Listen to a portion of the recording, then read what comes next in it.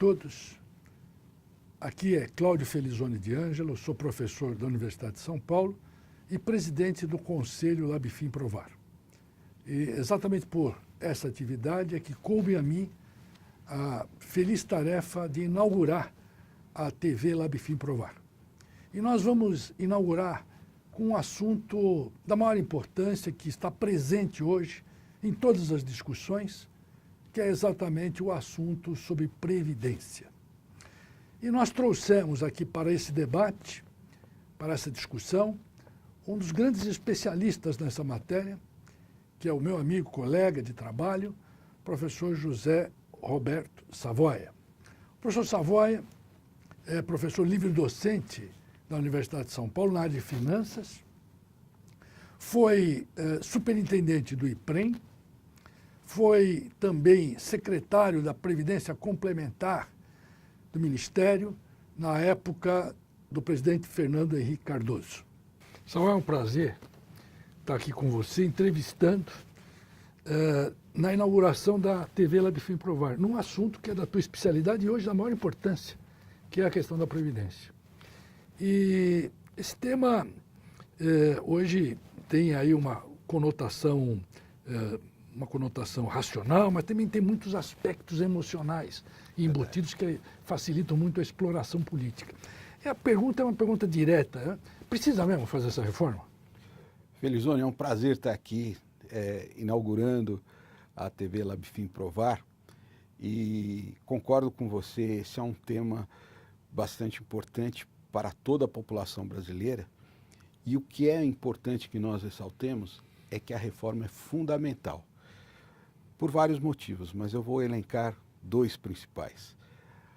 O primeiro é que a economia brasileira, ela enfrenta uma crise, saiu um pouco dessa recessão, retoma um crescimento, mas sob o aspecto fiscal, nós estamos gastando muito e não conseguimos mais aumentar a nossa arrecadação, a não ser que possamos crescer e esse crescimento trazer novas receitas. Então, a crise fiscal, um dos seus componentes é o gasto com previdência, que alcança quase 13% do PIB e é muito alto para uma população que tem cerca de 10% do total desses seus habitantes acima dos 60 anos. Então, o Brasil é um país que gasta muito com previdência, embora não tenha um número de idosos tão elevado. Me diz uma coisa, Savoia, quem ganha e quem perde com essa reforma? Quer dizer, o que muda? Porque hoje há uma discussão muito grande, mas eu não sei se existe tanta clareza, e talvez tenha sido isso um problema na comunicação do governo, mostrar efetivamente o que muda na vida das pessoas com essas novas regras que estão aí sendo propostas.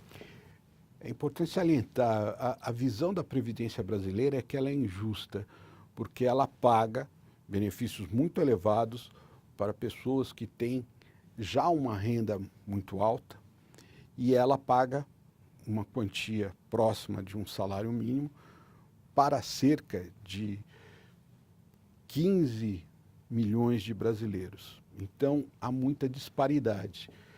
Logo, a reforma busca também reduzir essas desigualdades, né, trazendo um teto para a previdência dos servidores públicos e uma adequação da idade, porque outra característica da nossa previdência é que as pessoas com maior renda, com maior educação, elas se aposentam relativamente cedo, enquanto que as pessoas mais humildes, elas acabam se aposentando por volta dos 60, 62 anos no caso dos homens. Então, nós estamos buscando com a reforma tornar essas disparidades menores. Eu diria que quem vai ganhar são todos os brasileiros que vão poder ter a tranquilidade de que seus benefícios serão pagos ao longo das próximas gerações, desde que haja um controle, desde que haja uma condição orçamentária adequada para a Previdência, o que hoje não está acontecendo. A explicação que você nos dá é uma explicação muito racional. E o que você reputa essa dificuldade hoje que existe no sentido de tornar essas ideias de domínio público ou fazer com que isto seja alguma coisa percebida pela população brasileira? Claramente, pelo que você disse, e é o que se evidencia, o grande prejuízo seria a possibilidade de não receber essa previdência no futuro próximo, não é? Exato. O que você reputa essa dificuldade? A comunicação? O que está acontecendo? Eu diria que na verdade, uma combinação daquilo que na academia nós chamamos de finanças comportamentais, onde as pessoas avaliam de uma maneira as decisões de curto prazo e de outras decisões de longo prazo. O que é mais importante? Nós fazemos uma reforma hoje que possa estender um pouco mais o tempo que as pessoas permanecerão no mercado de trabalho, contribuindo para a Previdência, de tal forma que eu possa garantir que todos vão ter, né, ao longo da sua expectativa de vida, né, uma remuneração adequada. Hoje em dia nós estamos correndo o risco de termos remunerações mais elevadas, mas que não são consistentes ao longo do tempo. Portanto, é uma escolha, né, uma troca entre benefícios no futuro versus benefícios um pouco maiores hoje, e que nós esperamos que possa ser entendido por todos. A população mais humilde, ela tem consciência de que a Previdência não mexe com seus direitos. E quem faz muito barulho são aquelas categorias profissionais que têm renda mais elevada, pensões mais elevadas e aposentadorias maiores, que sabem sim que terão de dispor de mais tempo para o Estado para poder se aposentar. Quer dizer, na verdade, essas mudanças elas não afetam a população de mais baixa renda. Ou o impacto é reduzido ou inexistente. Na verdade, esse impacto ele é reduzido porque as pessoas de renda mais baixa, elas somente conseguem atingir os requisitos para se aposentar próximo dos 60, 62 anos. Então, existe já essa realidade para aquelas pessoas mais necessitadas. Quem se aposenta cedo são as pessoas com renda mais alta. Essa experiência que nós estamos passando aqui no Brasil, né, essa dificuldade de aprovação que o governo vem enfrentando, isso me parece que é alguma coisa bastante recorrente. Isso já aconteceu em outros países, aconteceu com a mesma intensidade, de forma diferente. Qual é a sua visão a respeito disso?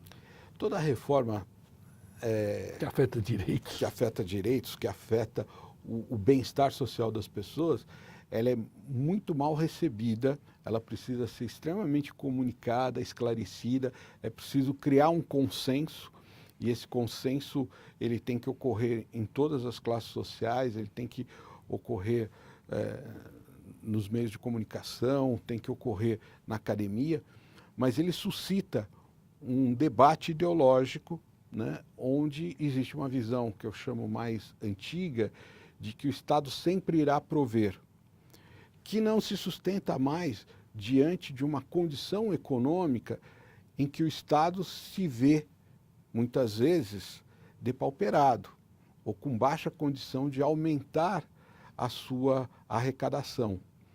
E no caso brasileiro, né, fenômeno que nós estudamos muito dentro da universidade, é que existe sim uma apropriação, existe quase que uma captura do Estado por aquela burocracia que pode influenciar as suas decisões. E essas pessoas manipulam adequadamente todas as regras para que os seus benefícios permaneçam. Essa reforma nós acompanhamos e temos visto que ela foi modificada ao longo desse processo de discussão, não é? E ela foi minimizada, aparentemente de uma forma bastante significativa. Ela é suficiente, professor Savoia, para resolver os problemas da Previdência? Ou, uma vez aprovada, rapidamente aí nós vamos ter que passar por um outro processo semelhante a esse? Você colocou bem. A política é a arte de encontrar o que é possível dentro das condições que nós temos no país. A reforma da Previdência é uma reforma eminentemente política e com importantes aspectos econômicos e sociais. O que nós vimos é que, na busca do consenso, né, vários dos elementos existentes na primeira proposta da reforma tiveram que ser deixados de lado para que se diminuísse o conjunto dos grupos que se oporiam frontalmente à reforma. Então, por exemplo, os trabalhadores, os militares não estão contemplados, os trabalhadores rurais não estão contemplados, e isso, de certa forma, diminui essa resistência a um caminho para uma aprovação. Agora, embora essa reforma, da maneira que está neste momento, ela possa nos oferecer uma economia de cerca de 500 bilhões nos próximos 10 anos, e isso será muito importante para o equilíbrio das contas públicas, nós teremos sim de fazer ajustes. Por quê? Porque a Previdência, ela trata de pessoas que estão mudando, o mercado de trabalho se altera, essas pessoas estão vivendo mais, as condições de trabalho também se alteram, a tecnologia muda muito a forma com que as pessoas realizam as suas funções. Então, a Previdência precisa se ajustar a tudo isso. Logo, as reformas terão de ser mais próximas, coisa de 5 anos entre uma e outra. E quando você falou dos outros países, sempre foi muito parecido, né? A França fez uma reforma que durou 10 anos e é emblemática, né? Para aumentar também a idade mínima, que é o que nós buscamos no Brasil. Agora, os países que não fizeram reformas e que mantiveram os benefícios até onde puderam, também tiveram consequências. A gente pode apontar a Argentina, em 2001, que teve que reduzir os salários de servidores e o valor das aposentadorias e pensões. Nós tivemos Portugal e Grécia na recente crise da Europa, da União Europeia. Então, o Brasil já enfrenta dificuldades nos estados e em alguns municípios, mas as pessoas ainda acreditam que isso não vai subir para a esfera federal, mas é um engano. O déficit tem crescido, já estamos atingindo aí déficits da ordem de 230, 240 bilhões, e esses números não são os finais, porque ainda teremos que apurar o déficit dos estados. Então é importante nós termos condição de fazer a reforma para que esse equilíbrio aconteça. Queria agradecer ao professor Savoia pelas explicações bastante claras a respeito desse tema, que é da maior importância hoje para a economia brasileira, para a sociedade brasileira, está presente em todos os momentos e que nos afeta de uma maneira absolutamente dramática. Como disse aqui o professor, se acumularmos déficits, isto certamente vai gradativamente provocar o descrédito, como já tem provocado, não é, professor? Da economia, dos operadores políticos, e isto diminui o interesse pelo país, diminui as possibilidades de criação de emprego, diminui as possibilidades de distribuição de renda. Uma escola de negócios como a nossa tem o compromisso de sempre trazer temas desta natureza. E esse é o objetivo fundamental de um programa como esse e de outros programas que a TV LabFim Provar vai passar a editar. Então, eu convido a todos para nos seguirem, porque, assim como o professor Savoia nos trouxe aqui explicações importantes sobre essa questão da Previdência, haverá muitos outros assuntos que, por certo, despertarão o interesse de todos vocês. Então, encerro aqui, agradecendo mais uma vez ao professor Savoia pela brilhante participação. Obrigado, Savoia. Muito obrigado, Felizone, e obrigado a todos que nos assistiram.